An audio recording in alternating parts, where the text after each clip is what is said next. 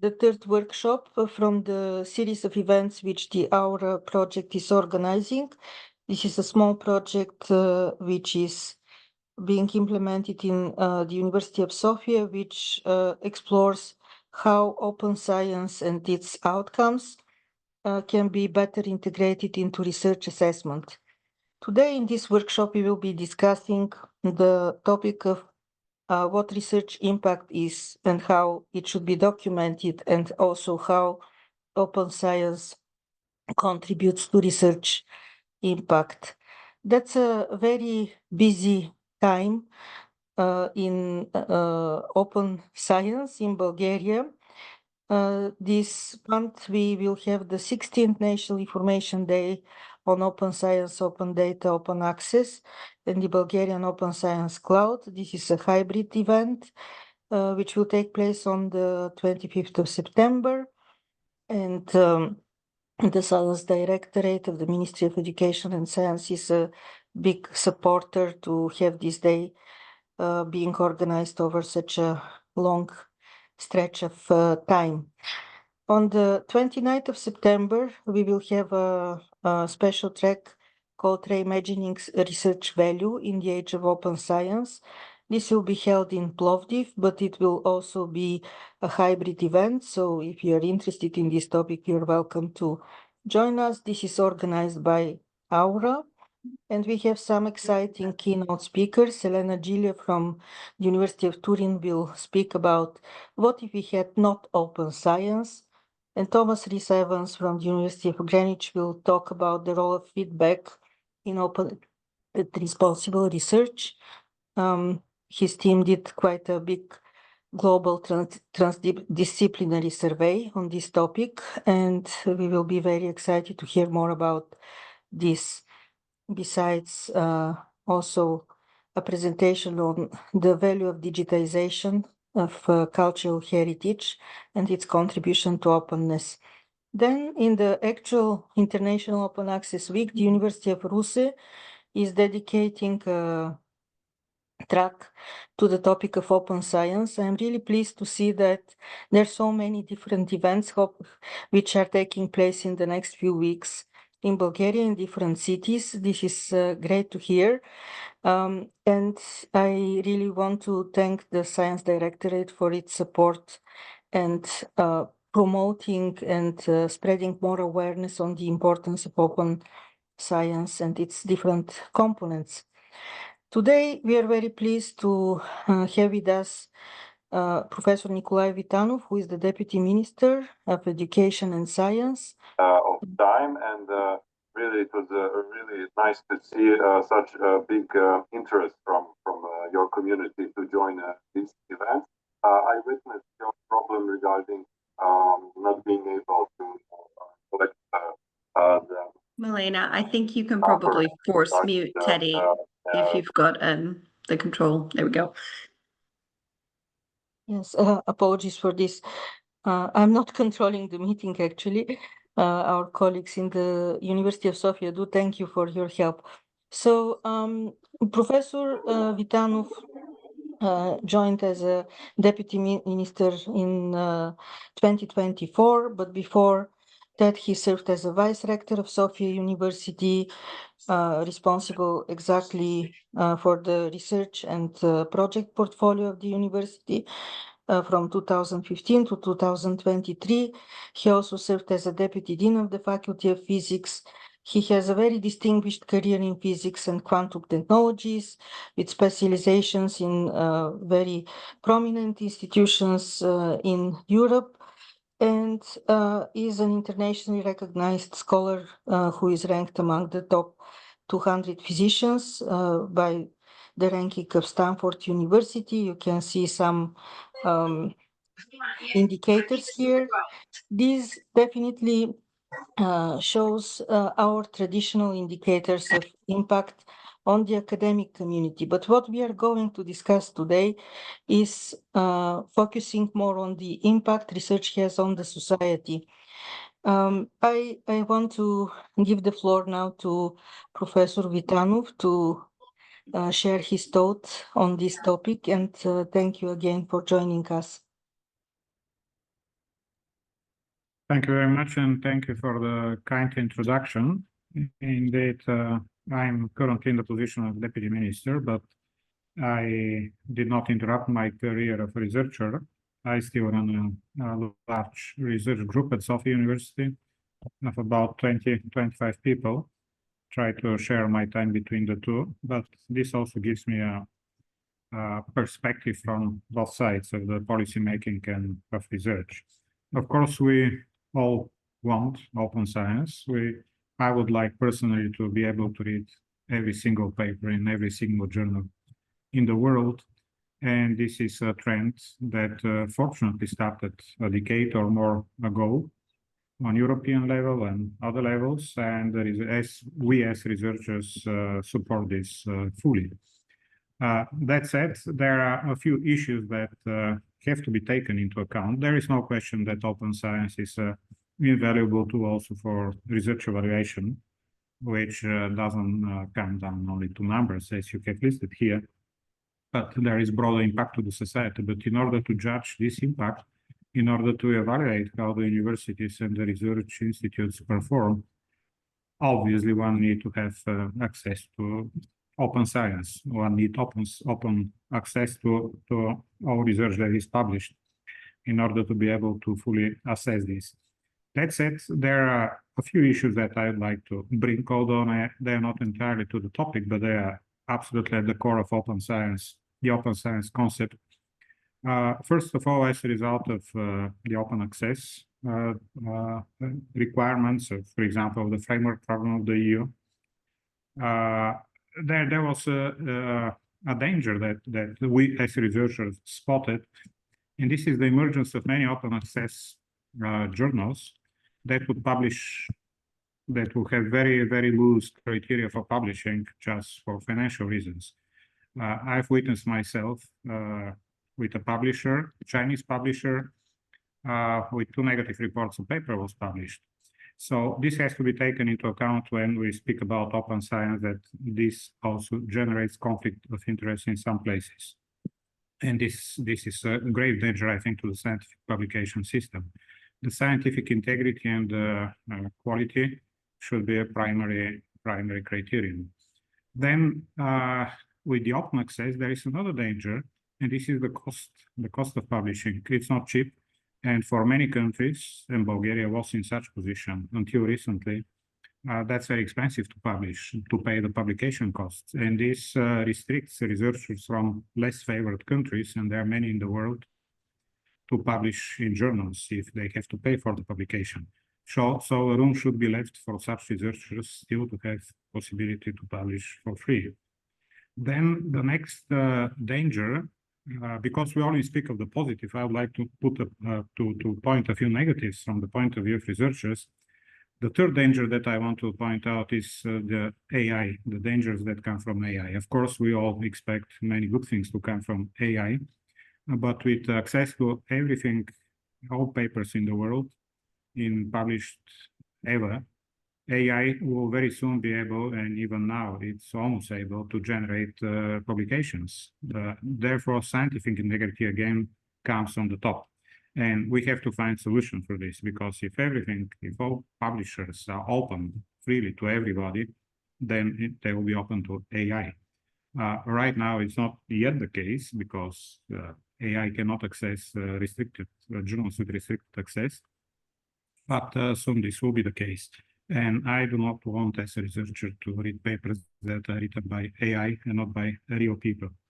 And to this end, this is, I believe, more of a problem for the humanities and social sciences, but also in natural sciences, this is a grave danger. And I believe open science should come with open data, although open data is part of open science, I know very well. But open access should come hand by hand with open data, because it is in the open data that one can spot possibly if this was generated by a human or by some chatbot or some other AI tool. Bulgaria I think, is in a good position in this and in tackling some of these problems. And the National Open Science Plan that started in the ministry some time ago is a step, I believe, in the right direction.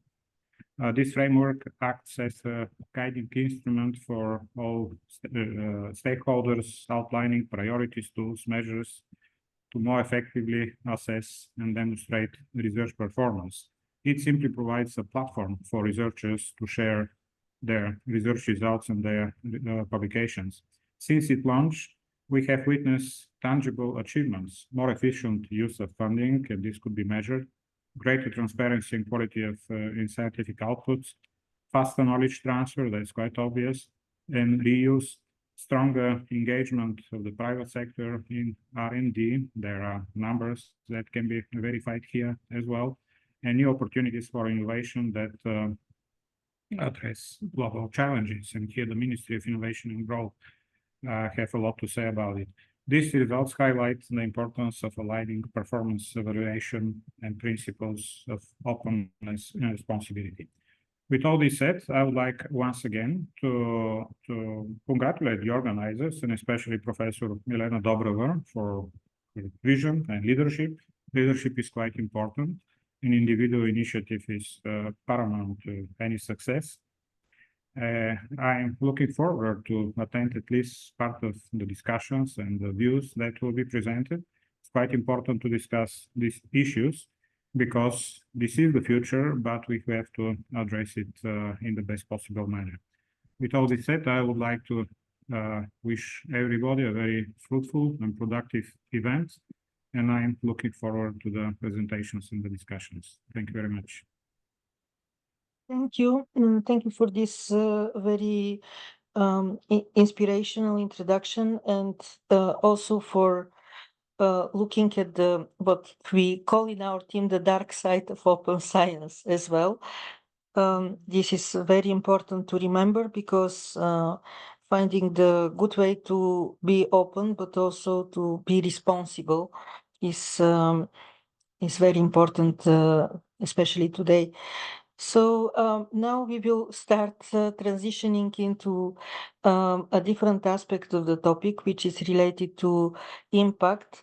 In the last year, there was another project called Orbit, which worked in Sofia University and produced a handbook for researchers about open science. And I took one of the images from this handbook, which is the introduction to the chapter on impact.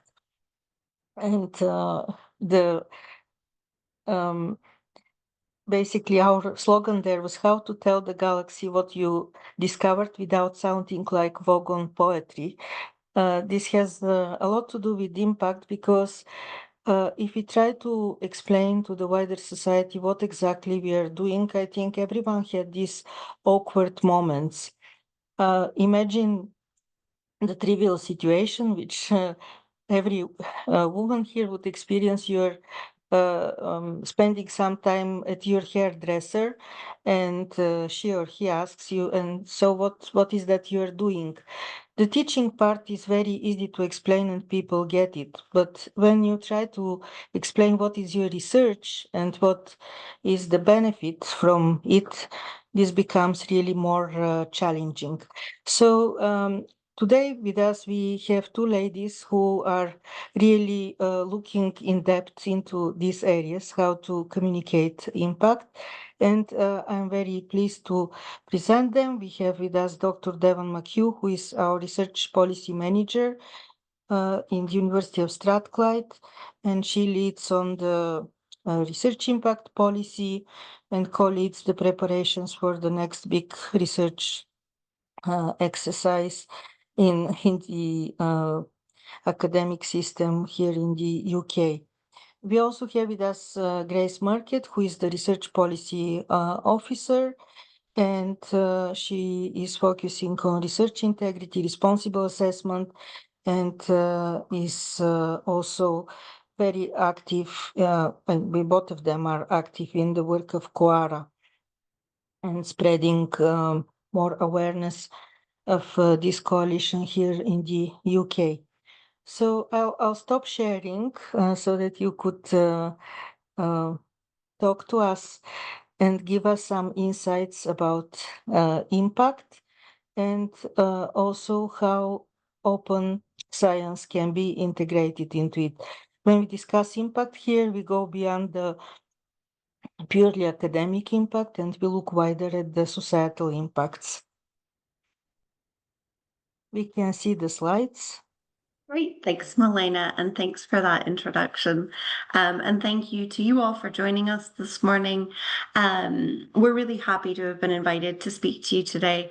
My name is Devon McHugh. And I'm joined by my colleague Grace Murkett. And Grace and I work together as part of the research policy team here at the University of Strathclyde in Glasgow, Scotland. I was going to say in sunny Glasgow, Scotland, but actually the clouds have come over today because it's September. So that's what we get. This morning, we are looking forward to exploring research impact and the role that research can play in promoting and driving impact, and also to look a little bit at how to measure and evidence impact. Our presentation this morning is based on the work that Grace and I undertake as part of the research policy team at the University of Strathclyde, where we oversee research policy and implementation. And that includes leading our institutional submission to the Research Excellence Framework, which you may know about, and that is the UK's Research Quality Assessment Scheme.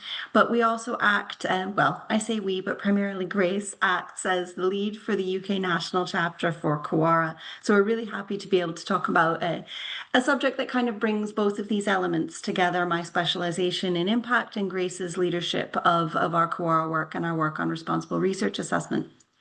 So this morning we'll begin with some foundations for impact to just kind of set the scene of how we approach this at Strathclyde. And then, we'll follow that by exploring how openness can support and drive impact within higher education, using some examples from the work that our colleagues have undertaken at Strathclyde to really illustrate this for you. We will conclude by looking at measuring and evidencing impact before taking questions and hopefully entering into a bit of discussion later on this morning. Devon, can you slip to the next slide, please? I'm just trying to juggle about 40 different windows that I have open, and I need to close all of these. Thanks, Devon, and good morning, everyone. Thank you for joining us today. To help us to frame the session today, I wanted to start with the CoARA vision statement, and I'm going to assume that most of you already know about CoARA because I know there's been previous seminars on research assessment, and of course, as Milena has mentioned, this project is funded by the CoARA Cascade funding. Very briefly then, CoARA is about reforming research assessment, and what they want to do is move towards assessments that recognise the diverse outputs, practices and activities that maximise the quality and impact of research, as we can see here in the vision statement. So what we can see is that impact is really considered as centrally important. Impact is considered centrally important to research, and it's positioned as a primary objective of this work. What we want to explore with you today is what impact is and how we can include it as a primary objective of research within research assessment, but also what the diverse practices are that maximize impact. And that's where we see open research coming into this. Devon, could you go to the next slide, please? I hope this is coming across as like, in the UK, we have our politicians do slides sometimes and they go, next slide, please. I hope it's coming across as cool like that. We also see impact and open research coming into the principles for assessment and criteria, and processes that are outlined in the CoARA agreement.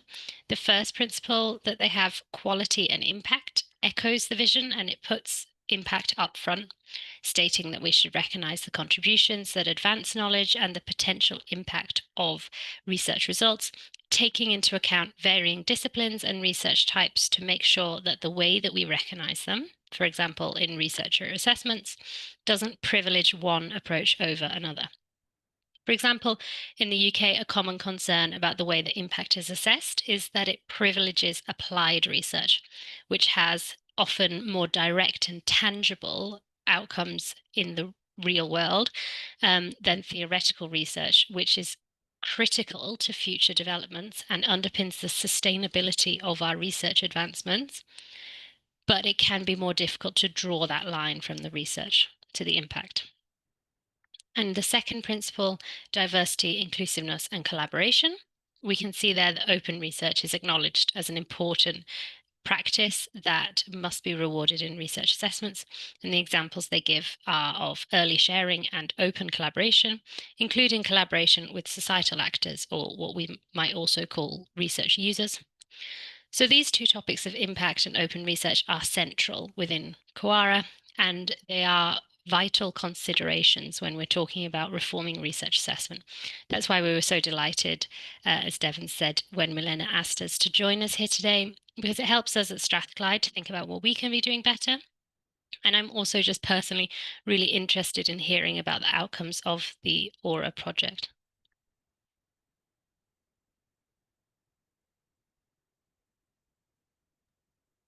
Thanks so much, Grace. So before we launch into this and give a little bit of detail in terms of examples from the work that we undertake, excuse me, goodness, at Strathclyde, I'd like to set a little bit of a sort of foundation scene so that we're all operating from that shared foundation of understanding around impact. So what is it that we're talking about when we're talking about impact? At Strathclyde, the way that we define this in an informal sense is that impact is the difference that your research makes in the world. I think a quite straightforward way to understand this a bit more deeply is to use the definition from the UK's Research Excellence Framework, and this is the 21 definition. And this is that impact is an effect on, change, or benefit to the economy, society, culture, public policy or services, health, the environment, or quality of life beyond academia. And this is a long definition. I recognize that, but I think the definition itself is helpful in indicating those various areas that we like to use when we're working with our colleagues to help to prompt them to think about trying to identify impact opportunities. And that includes that direct impact as well as that more indirect opportunity that often more theoretical research undertakes. But it also takes that emphasis and places it outside of academia, outside of higher education and into that world of those research users. So why is impact important? And I think this is something that is increasingly being recognized by colleagues, but actually we're still on a learning journey around this at Strathclyde, and I imagine that you all within your universities are also still exploring this.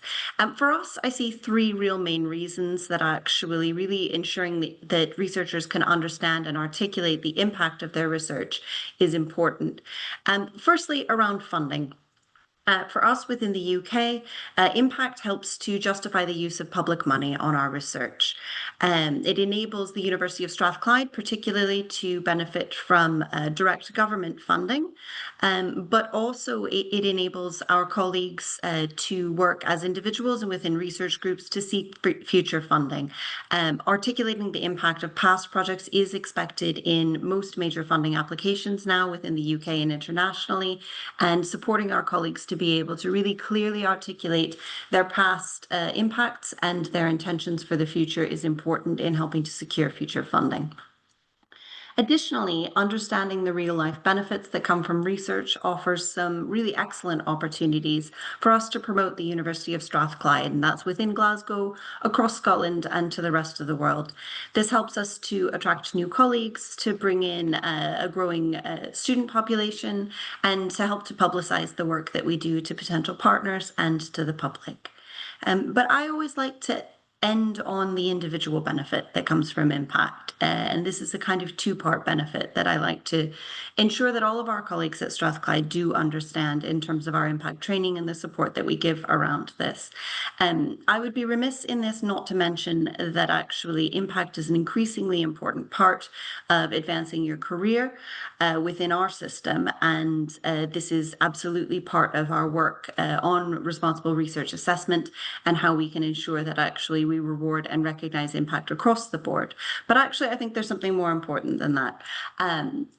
As researchers, I think there's a fundamental well-being benefit for individuals of knowing that actually the work that you've done has been useful to people, that it's been part of forging change, and that it's being seen and used by people outside of higher education. So how do we talk about research impact? The scale that we look at in terms of this can also be understood by referring back to those research excellence framework criteria, specifically around reach and around significance. So the reach of your research is the extent to which potential stakeholders or groups of beneficiaries have been reached.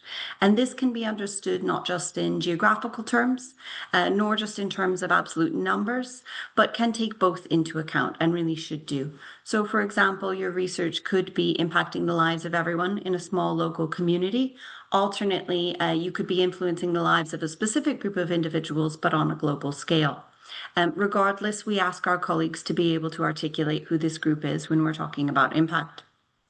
The significance of impact is determined by the degree to which it has enabled, enriched, influenced, informed, or changed the performance, policies, practices, products, services, understanding, awareness, or well-being of the beneficiaries.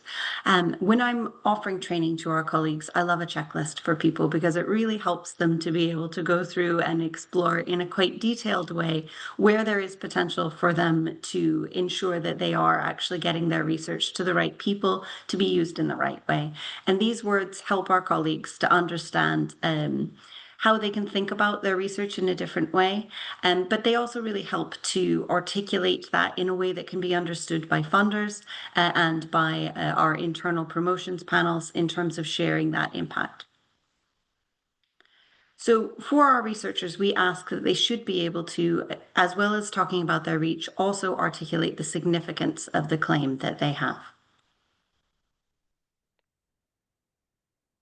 Next, we also need to consider, what is open research then? And I know that you've had a previous seminar on this, so I'm not going to spend too long on it, but I wanted a diagram to show that there are so many practices that fall under the umbrella of open research.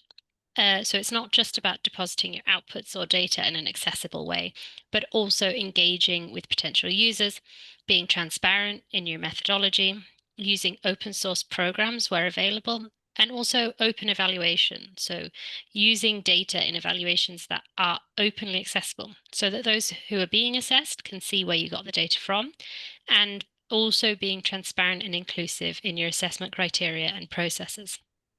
So how then do these different practices maximize the impact of research? Devon, I've got transitions on this slide, so I'll just tell you when to fabulous. Hand thing, it'll be very fun. Open research practices increase the number of people with access to the research outcomes, and this inevitably makes it easier for them to use the research in their own work, applying the outcomes of this research to create real-world benefits. Devon, can you pop the first arrow up? There we go. These practices also make the research more transparent. Devon, you can put the next one up, I think, at this point. So then research stops being something that's happening in an ivory tower of a university, which nobody else could hope to understand or use. And instead, we open up the research to anyone who's interested and invite them to explore it, to understand it, and to use it. And this promotes trust in research. And this all makes it easier for your research to reach the people that you're hoping to reach and make the difference, or to use Devon's terms, have the significance that it has the potential to have. So then we end up with impact. Perfectly timed, Devon. I love it.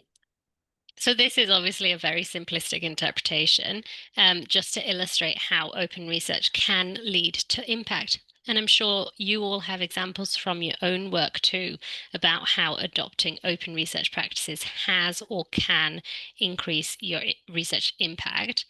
And while we are focusing on non-academic impact here today, I will say that these benefits also apply to academic impact and visibility and collaborations. Whether people are in academia or outside of academia, they can't use or build on your research if they don't know about it.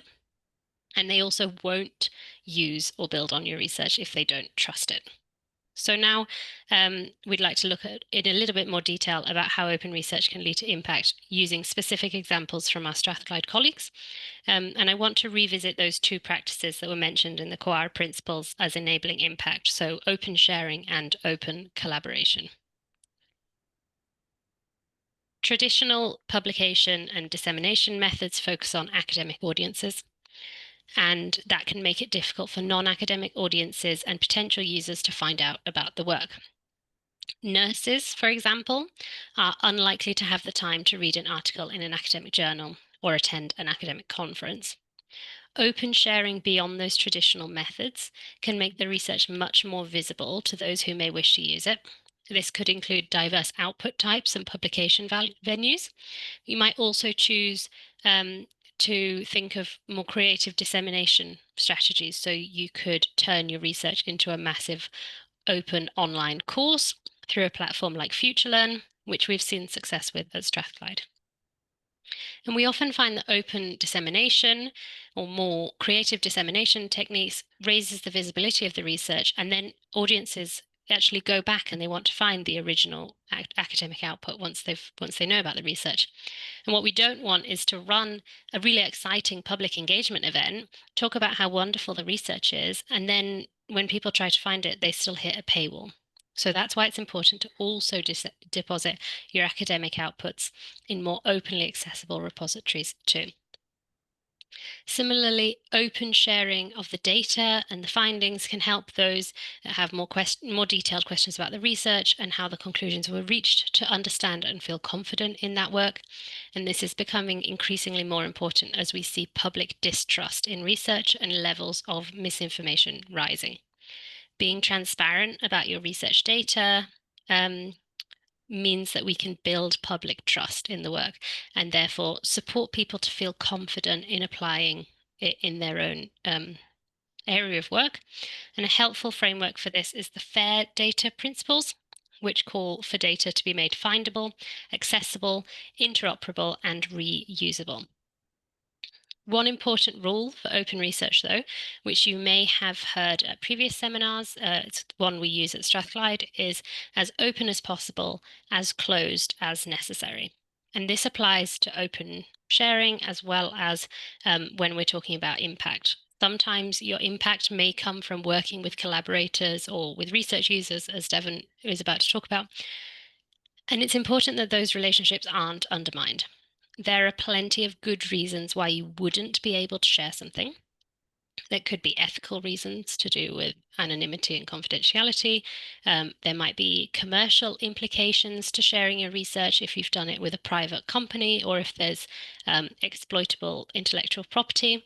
So whilst we want to make our research as open and transparent as possible, we need to take a minute just to reflect on exactly what can be made open and what benefits could that have, but also what needs to remain closed in order to protect relationships or the people involved. And this also highlights the importance of having nuanced assessments when it comes to open research.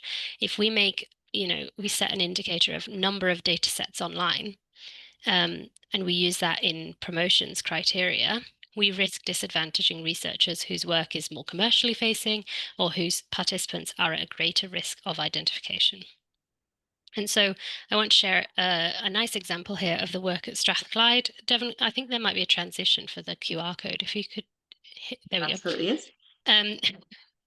So I want to share this example. Professor Tony McGann studies gerrymandering in America, which is the manipulation of electoral district boundaries to meet political goals. Professor McGann's research demonstrated that the political advantages caused by changes in 2010 were not the effect of natural demographic factors like concentration of voters for a particular party in cities versus rurally, but were in fact the result of deliberate political choices in how to define those voting districts. And Tony wrote the research up as a book, which was then closed due to publisher requirements. So to make the research more visible and more openly accessible, he also wrote it up as a journal article, which was made open access. And that journal article was cited over 850 times, promoting the visibility of the book and the research as a whole, and ultimately leading to the research being referenced in over 20 US Supreme Court cases. So through that open sharing, the research has informed policy and legal proceedings at state, district, and Supreme Court level, strengthening voter rights and raising public awareness of political gerrymandering practices. And what you may notice from that example is actually there wasn't a huge amount of dissemination in engagement activities. People naturally found that research and used it because it was open access. And that's the beauty of open sharing, is actually, while dissemination can be really beneficial for increasing the visibility of your work, actually having the research open access anyway makes the whole journey to impact much more smoother, because people can just naturally come upon the research.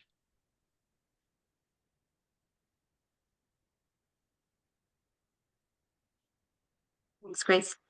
Openness is also key to getting your research to your users and building trust with them. And Grace talked a little bit about that sort of less active process of undertaking that in terms of Tony's research. But I'd like to talk a little bit about the systems that we use and how an open approach can help us to move from something that's a bit more traditional into a more user-friendly and a relationship that helps to build a bit more trust. This refers to an additional set of principles that are important within open sharing of data beyond those FAIR principles. And these are the CARE principles, that's C-A-R-E. And these actually are extremely helpful in exploring some of those issues that you might want to keep things a little bit more closed in terms of cultural boundaries. And increasingly, we're looking to adopt these at Strathclyde. But traditionally, what we've seen is academic impact as a process in which researchers develop knowledge, insights, and solutions. And these are given, and perhaps they could be interpreted as perhaps being dumped rather unceremoniously onto that grateful base of beneficiaries outside academia. Within this one-way system, we within higher education are really at risk of relying on quite a closed system of knowledge and forced into the role of being a sort of sole producer of knowledge, while partners outside of academia are then put into the role of being the receivers of those solutions that are developed without their input. Openness in data sharing, in research development, and in disseminating our insights and solutions allows us to move from this, in this sort of more traditional one-way knowledge sharing system, into one that better encourages relationship development and knowledge sharing, and therefore allows more impact to result from academic research. So by sharing openly, we not only allow insights and expertise to reach those who otherwise might not have access to them, as Grace has spoken about, but we also open up opportunities to develop new relationships, to apply this base of expertise to co-develop solutions with partners outside higher education. So this enables us to speak the language of potential users so we can better learn about their challenges and needs, and to share insights more widely and more effectively, developing targeted solutions and ensuring engagement from those who are potentially able to utilize our insights. An example of this from within the research at the University of Strathclyde includes the research of Keith Bell. Excuse me, it's gone too fast. Which has looked at sources, working with the UK National Grid to understand capacity for integrating renewable energy sources, and to really identify ways of increasing how we can increase the proportion of renewable energy within the UK system. Keith, in this work, worked directly with the users who were enabled to increase their renewable usage, and it meant that the findings were more effectively integrated within the UK's use system and within policy. And you can find that research on the QR code there. So we've looked at, what's impact, what's open research, how do they relate to each other? It would be good to think about as well how might we actually measure impact if we want to apply it to research and researcher assessments. If we want to recognize and reward impact and the practices that enable it, we first need to articulate what we mean by impact and what it is that we value. We've heard from Devon about how we define impact in the UK in terms of research and significance, and I'd be interested in the discussion to hear about how you define impact in Bulgaria. And this process of starting with what you value is the first step in the scope framework, which was developed by the iNorms Research Evaluation Group. And I would always recommend consulting that if you're designing a new assessment or reforming an existing assessment. When we start with what we value, rather than, for example, starting with what's easy to measure or what data we already have, we can make sure that we're actually recognizing the practices that we care about and the outcomes that we want to see. One of the core CoARA commitments is to base assessments primarily in qualitative evaluation, supported by the responsible use of quantitative indicators. So we don't want to reduce impact down to a set of numbers. And I'm sure those of you who've had impact from your research will agree that it would be incredibly difficult to do so anyway. Impact is often so rich and complex that you'd miss a lot if you tried to turn it into a number. Nonetheless, numbers can still help with communicating the story. So if you're talking, for example, about you developed a technology and it changed practices within a company, you'll want to talk about what changed, how it changed, what was improved. That's often qualitative, but you might want to bring in how those changes affected the company in terms of, for example, creation of new jobs or additional income. So assessments need to create space for researchers to talk qualitatively about their impact and be flexible so that researchers can choose the metrics that best capture their story. What's clear from the CoARA vision is that it's also not just the impact at the end that is important, but the practices that maximize it. And it can be tempting to focus on measuring impact in terms of what's changed at the end, but it's also important to consider the route to that impact and the practices that underpin it, which probably will include open research practices of some sort. Part of whether your research has impact or not is always going to be out of your hands because you can't control other people. In the UK, you often hear things about the impact being serendipitous because it relies on an element of luck. In assessments, then we shouldn't be.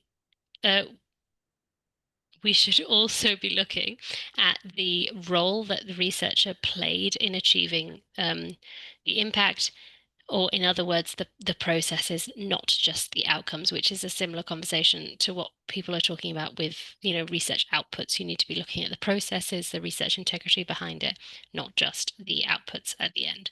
And that leads us nicely back to Devon to talk through some of those processes as well as evidence.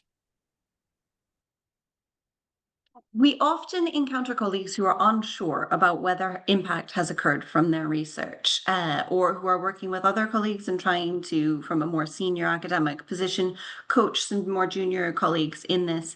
And we have a set of questions that we find really helpful in terms of determining where people are within this stage.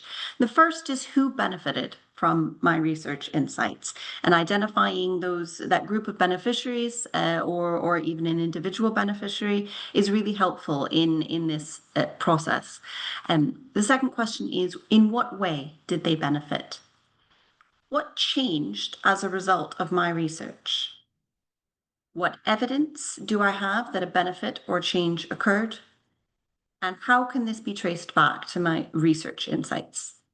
We find that for colleagues, if they can develop, reasonably meaningful answers to these questions or to a few of these questions, then impact has probably been achieved. And this can be articulated using some of that vocabulary that we talked about earlier.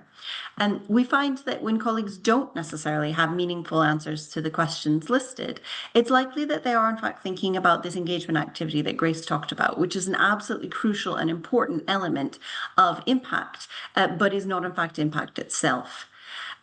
Understanding the difference between this allows our colleagues to build a really clear and comprehensive picture of the influence that their research is currently having, and also the potential that it could have in the future, and to identify those opportunities to invest and support that, to realize that.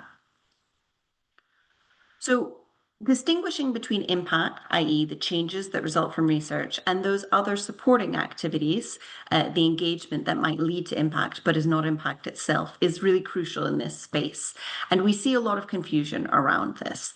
It's important that we value, as we stated in that CoARA vision, the diverse outputs, practices, and activities that maximize the quality and impact of research, as well as ensure that we understand that difference between the routes to impact and impact itself.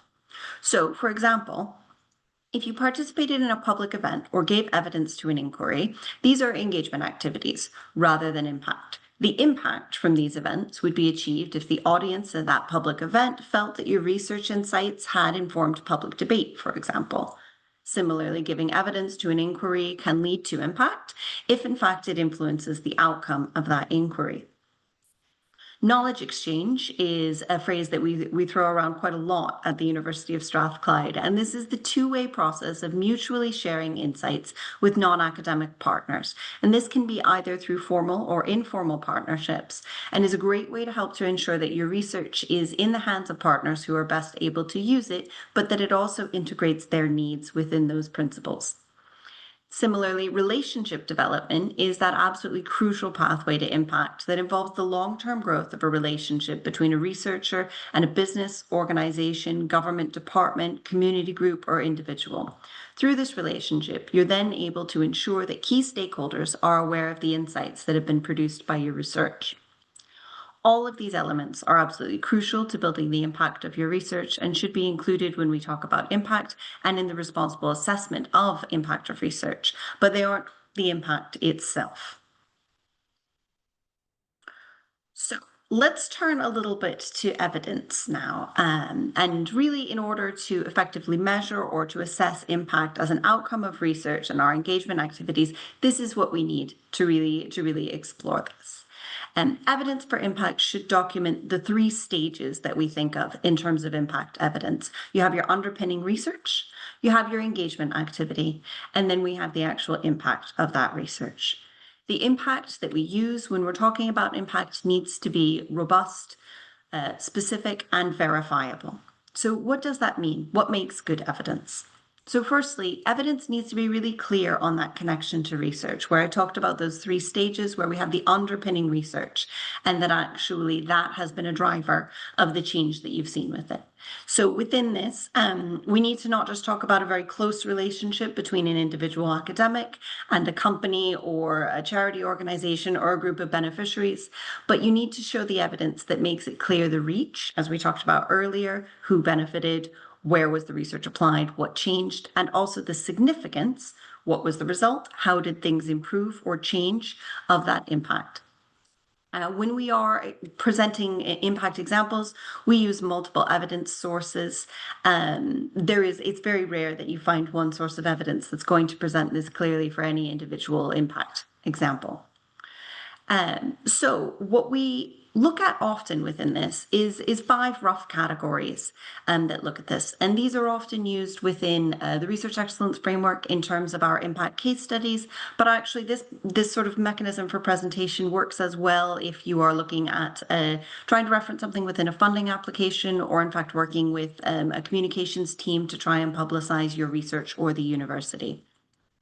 So factual statements are usually everybody's favorite one, in that they're really easy to tailor to this. And this often involves letters of support or testimonials from individuals that you've worked with on this.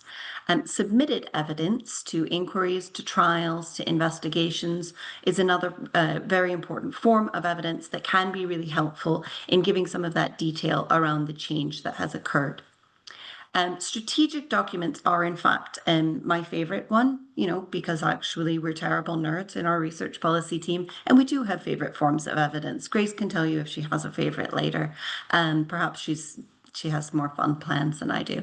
But I actually find that something like frameworks, from companies or annual plans, charity annual reports are actually particularly persuasive.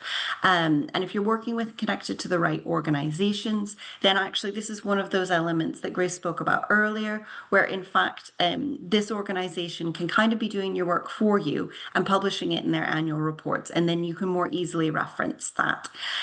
This can also include some sensitive commercial documents. This is something that we work with quite often, as Grace spoke about, as open as possible, as closed as necessary.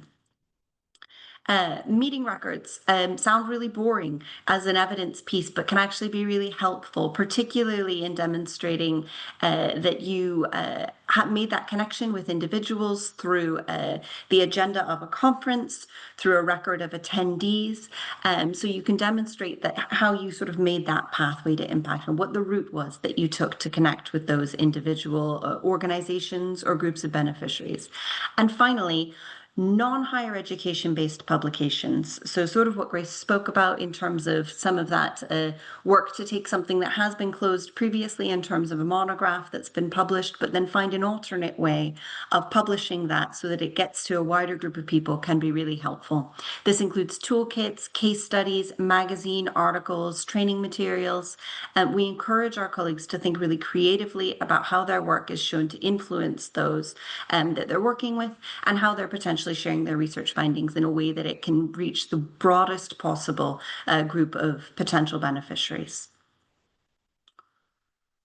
So that brings us to the close of our session and to hopefully some time for feedback and some questions from you all. But just to sum up on our presentation, impact is the difference that you make in the world, and it is an absolutely crucial part of promoting your research, of ensuring that your research is usable, but also I think of ensuring that you are getting the greatest benefit from your impact. When you're talking about research, consider who has benefited and how, what has changed as the result of your research insights, and how can you evidence this? Early knowledge and data sharing and open collaboration can really help to support the development of impactful research, and using evidence that is robust, specific, and verifiable will allow you to do this in the most convincing way. And finally, assessments that look at this should reward research impact as well as the practices that enable it. So not just the end result, but the process that you undertake, taking into account diverse disciplines and research approaches within this. We would really welcome any feedback that you all have on this presentation. We do have a Mentimeter link, which I will just drop into the chat just now. I just did that. Don't worry. Grace has already done it. She's so speedy. But please do get in touch with us following this session if you would like to speak about this more, or if you have any questions for us. But otherwise, I think we have a little bit of time now to take any questions. But I'll hand back over to Milena, and just to say thank you to you all for listening to us this morning, and hopefully we can have a bit of chat about how this will work for you within your context. Thanks. Thank you for this very comprehensive overview, and also for giving some practical examples of what is being done and how it is communicated. So I want to invite the attendees to click on the link and to provide feedback, but also to share their impressions, or to ask any questions they might have. If you prefer, you could put them in the chat, or you can just take the floor, raise a hand.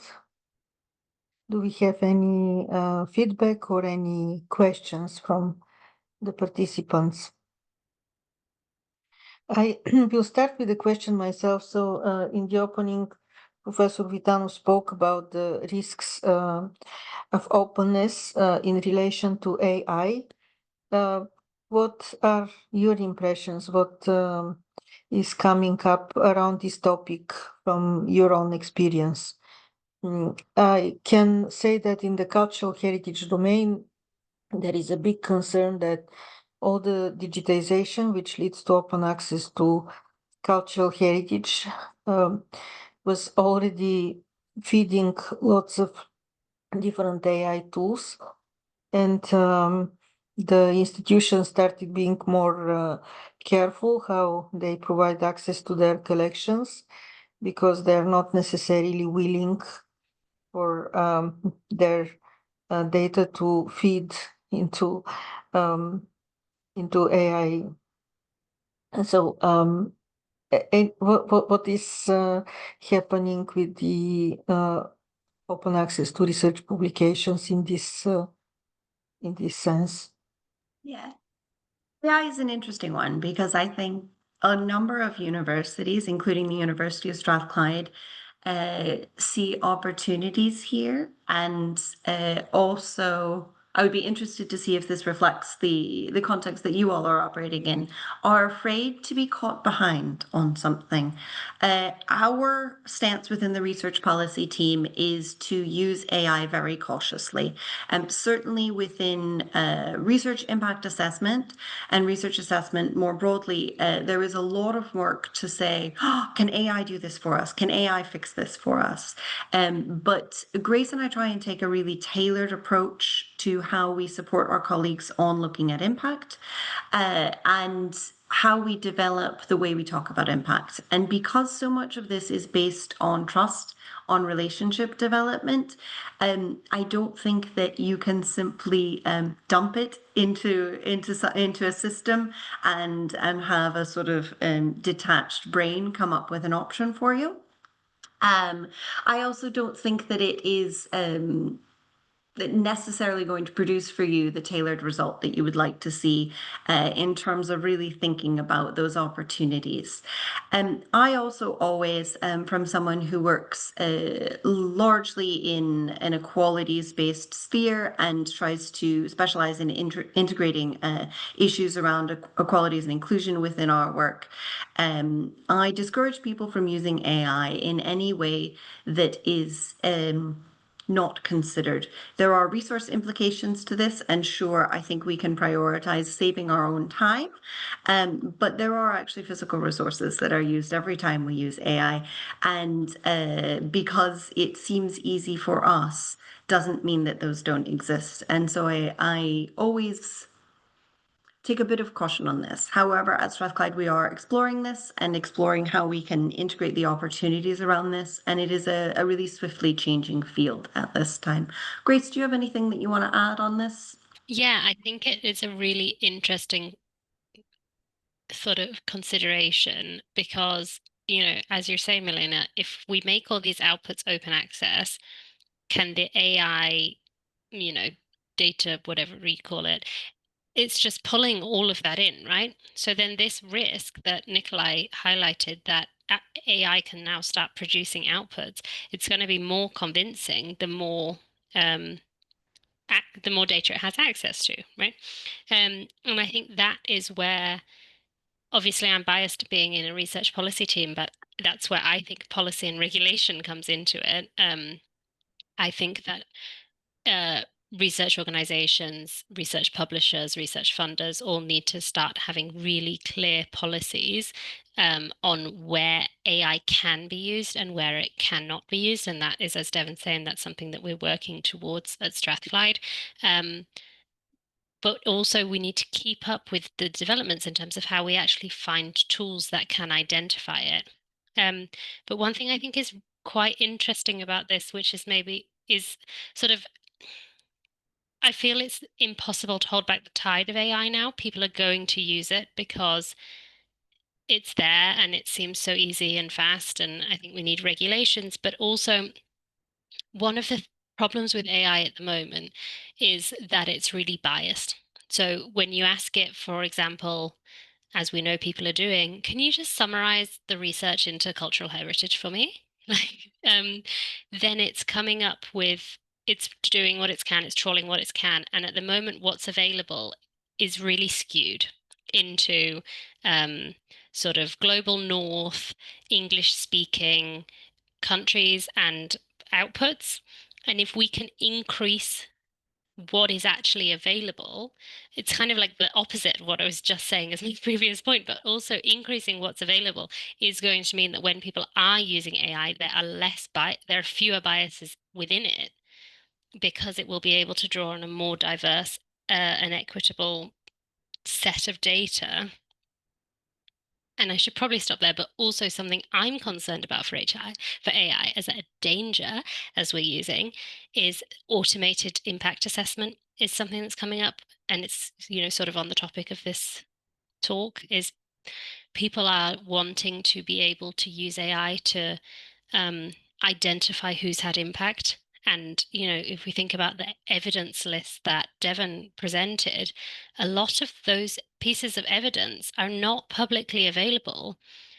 AI can't access inside someone's brain to ask for a factual statement, which, by the way, is my favorite impact evidence type.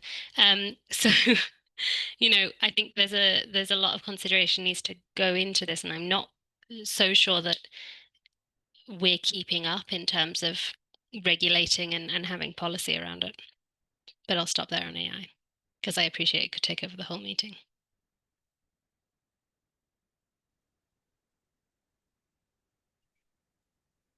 I'm not entirely sure that Milena hasn't actually been kicked off the Zoom call. She disappeared at some point when Grace was speaking. So we may be in a position where, oh, she's back. You're back, Yeah, Milena. Good. sorry. Yes, that was the awkward situation when being someone involved. I hear everything obviously which Grace said, but I was thinking we had with us someone from the Bulgarian portal Open Science. He would like to share how this sounds in the Bulgarian reality. You're done to share some of your insights. Milena, I think your internet connection is dropping a bit, so it was coming through a little bit broken up. I think the point was, what does everyone else think? Yeah, I think that was the point as well. Is there a Bulgarian perspective that would be really interesting to hear? Yes, I was also asking if the Bulgarian of Open Science, which is represented, if people from the portal have some considerations. So now we can see our colleague, Dr. Jordan Iliev. Hi, everyone. I think I can say nothing concrete about this theme. It's very useful for the Bulgarian scientists. Sorry for the atmosphere here. I'm not at work this day, and there is some problems with the connection. I just don't know what to say. Thank you. We were discussing if there are concerns about open access to publications and their use by artificial intelligence. So we first of all, thank you for joining, even if you're not at work. This shows that there is interest in the topic, but it also shows that for us, this is a very new territory. So we will continue to explore. Is there anyone who would like to add any thoughts?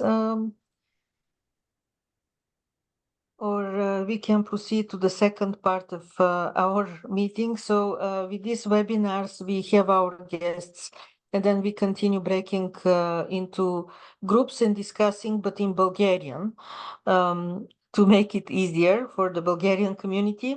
So I would like to thank very much our guests. Again, please click on the Menti link and fill in the little survey. I'm sure that as we continue working in Bulgaria on these topics, our paths will cross again, because hearing from other universities is very useful. Thank you for joining us today. So now we will switch on to Bulgarian. Thank you too. And do some local discussions. Very much for having us, Milena. Hope to see you.